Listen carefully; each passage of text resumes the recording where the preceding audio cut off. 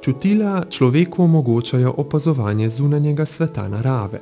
V njem lahko prepoznavamo oblike in barve, ki nam omogočajo prepoznavanje predmetov, oseb, dogodkov.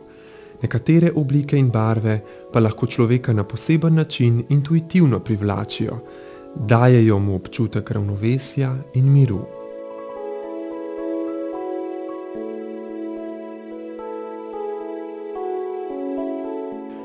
Poleg sposobnosti opazovanja zunanjega fizičnega sveta imamo ljudje sposobnost pogleda tudi navznoter, v globine svoje zavesti.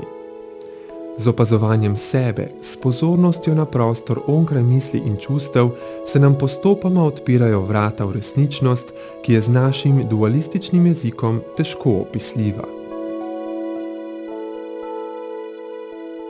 V stanju notranje tišine in miru človek ugotavlja, da se zunanje podobe, ki nas privlačijo in so nam všeč, lahko ujemajo z našim notranjim bistvom. Globje, ko gledamo vase, bolj spoznavamo našo resnično naravo. Ta nam postopoma odkriva neločljivo povezanost in enakost z bistvom univerzuma kot makrokozmosa. Nevidni svet višjih dimenzij s svojimi diskurzivnem umu nerazumljivimi, univerzalnimi zakoni se izraža in kaže v vidnem fizičnem svetu narave in njegovih principih delovanja. Človek lahko torej preko opazovanja in umetniškega poustvarjanja v sebi prepoznava globje bistvo univerzuma in najrazličnejše metafizične zakone narave.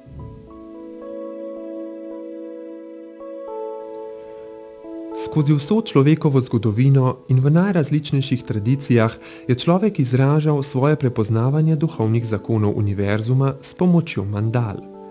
Beseda mandala izvira iz sanskrta in pomeni krog, enotnost, popolnost in večnost. Je simbol človekove želje, da bi prepoznal in sledil božanskim zakonom harmonije in skladnosti.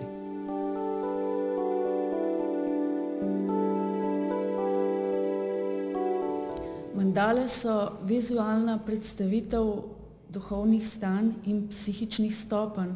Zajemajo popolnost stvarstva in predstavljajo celotno stvarstvo vesolje. Najdemo jih pa resnično vsepovsod. Mandale kot izrazno sredstvo smo predvsem izbrali iz tega stališča, ker že obstajajo od nekdaj, odkar obstaja človek. Jaz mandale vidim predvsem kot artefakt, ki je nastal iz človeka in je narejen po človeku. Ker pravzaprav v zadnjih stoletjih smo se z industrijsko revolucijo in z drugimi zadevami, pravzaprav se je vedno človek prilagajal stroju, računalniku, tehniki. Mandala pa je nekako izdelek, ki je narejen po človeku. Vsako umetniško delo se rojeva kot slutnja ali uvid v globinah našega duha. Postopoma se umetniku izoblikuje vizija načina izražanja svojih spoznanj. Ti oči zapreš, sliko vidiš in samo preneseš na papir. Kot glasbenik v sebi sliši glasbo, potem jo pa da na papir. To je pa popolnoma isto in do te stopnje lahko pride vsakdo, samo če si želi. Ampak to je pot, proces. In če si to pot zbereš, tudi ti do tega prideš. Bistvo človeka in univerzuma nad njunima fizičnima vidikoma je moč neposredno izraziti s simbolnim jezikom umetnosti. Najprej je duhovna slika. In to duhovno sliko se preko skice nariše. Nato se jo pa pobarva na steklo z barvami za steklo in ščopičem se jo napika po barvnih odtenkih in dejansko se iz duhovno sliko prenese na steklo. Italijanski umetnik Francesco Clemente je na primer definiral sebe kot umetnika, tako kot tistega, ki je sposoben videti duhovne svetove in jih skozi svojo umetnost prikazati tudi vsem, kateri teh sposobnosti nimajo ali prirojenih oziroma še razvitih, kakor bi rekli v novodobništvu. In na nek tak način vidim tudi mandale. To so dela, ki nam pomagajo pravzaprav, da skozi umetnost vstopimo do duhovnosti. Ustvarjanje in uporaba mandal predstavljata tisti prostor, kjer se umetnost in duhovnost neločljivo prepletata. Umetnost kot dejanje kreacije ima po svoji definiciji svoj izvor v hrepenenju človekovega duha. Meni je mandala v osnovi najprej duhovnost, potem pa šele umetnost. Čeprav se resnično umetnost in duhovnost prepletata, saj prvi vidik pogleda v mandalo je umetnost, globlji stik, tisto preko koncentracije, ko prideš po stik s samim sabom, je pa že duhovni vidik. Duhovni vidik je pravzaprav vidik, ki je nad religijami. V mandalah so simboli univerzalnosti, barve in tako naprej, vendar ni nobene specifične religije, v njih lahko prepoznamo dele vseh religij, torej ta sinkretistični vidik, to je izredno sodoben vidik, ki pravzaprav nekako kliče k miru, k spravi, k sožitju celotnega človeštva. Vse religije imajo mandale, samo da so imena drugačna, krščanstvo ima rozete, egipčanska mitologija ima mozaike, buduizem, hinduizem ima mandale, ampak tako, jaz mislim, da vsak posameznik se lahko najde v njej.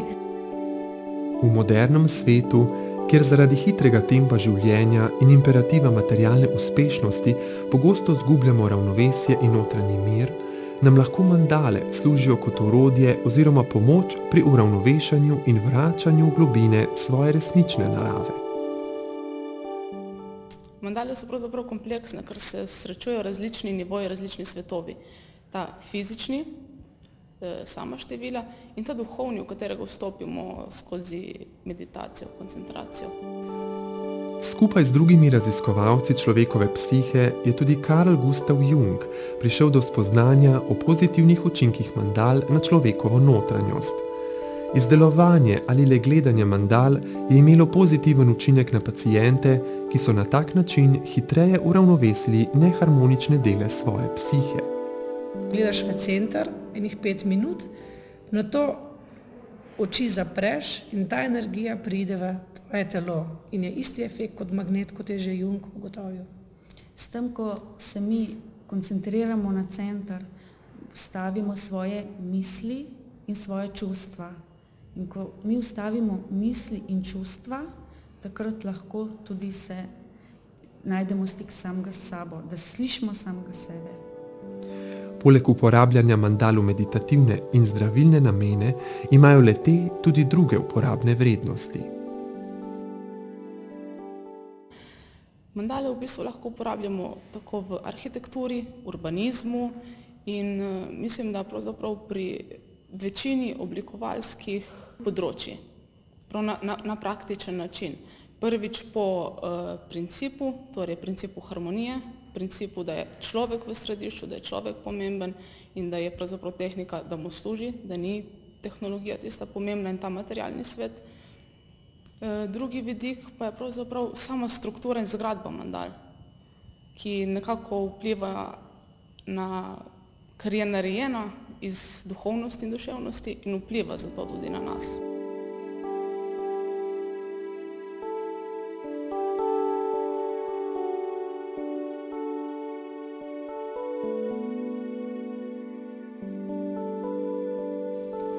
Mandala nam v svojem simbolnem jeziku govori o glavnih lastnostih in principih univerzuma.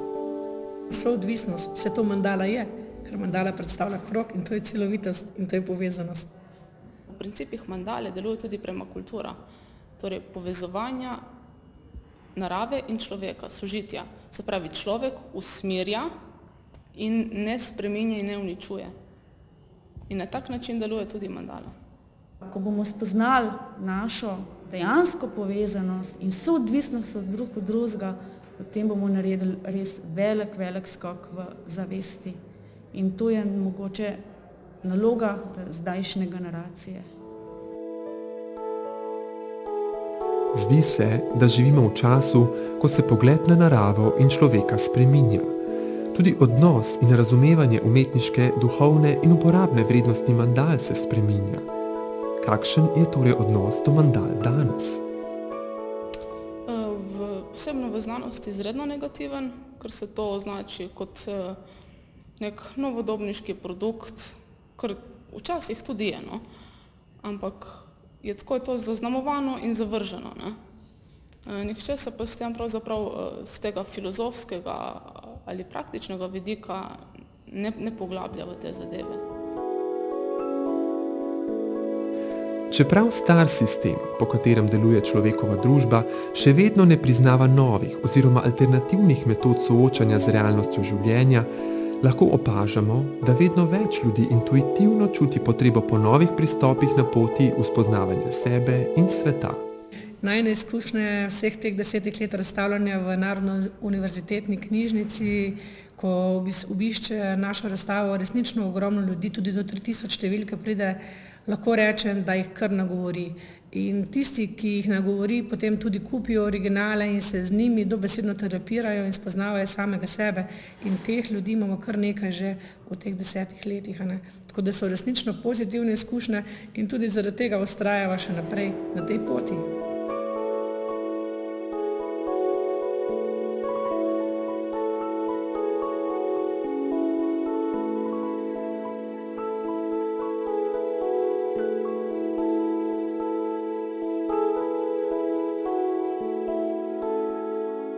Pridejo ljudje na razstavo, če prvi pridejo malo zaradi radovednosti, pa da vidijo, kako izgledajo v originalu.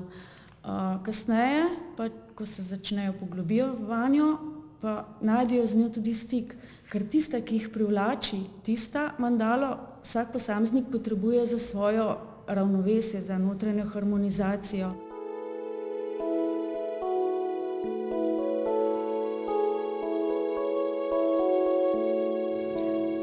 Mandale so nekakšen pripomoček v današnji družbi, ko enostavno nimamo časa na pretek. V bistvu je to nekakšna notranja pot, ki nas preko koncentracije, meditacije pripelje do kontemplacije. To pomeni do stika samega s sabo. In ko imamo mi enkrat stik sami s sabo, potem je pa to tista prava pot tudi za nadaljevanje. Jaz mandale doživljam kot neko lučko na naši poti. Hoditi moramo sami, imamo pa pomoč, da lažje hodimo.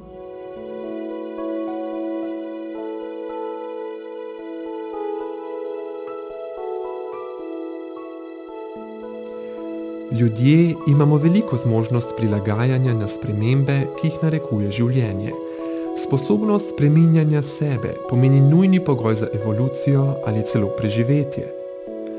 Ali lahko v tem trenutku človekove zgodovine uvidimo nujnost vrnitve vase in tako odkrijemo novo kvaliteto bivanja? Ali se lahko znebimo starih predsodkov in odpremo oči za nove poti in pristope, ki nam jih ponuja življenje?